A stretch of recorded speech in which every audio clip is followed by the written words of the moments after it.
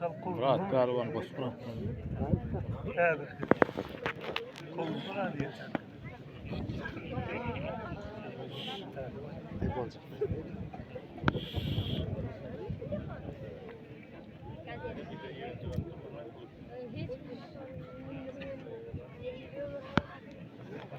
İşte çıkmadı galiba.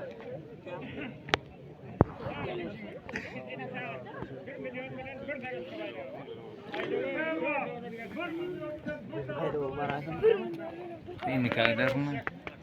Barzuk mu ya?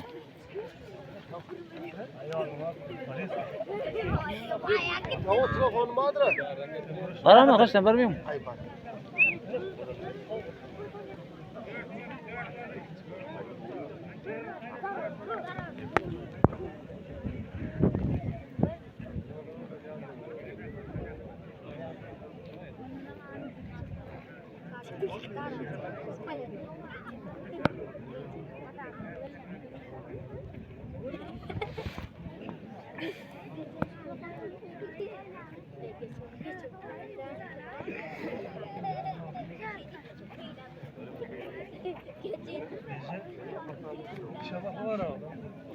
Kamera sayılan kamera.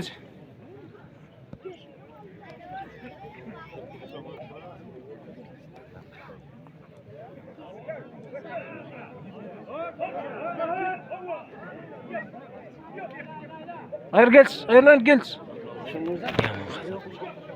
Veriyor verdiğim. Ama vermem ki olsa o da. Yetmiyor abi. Kenarından çam olamıyor.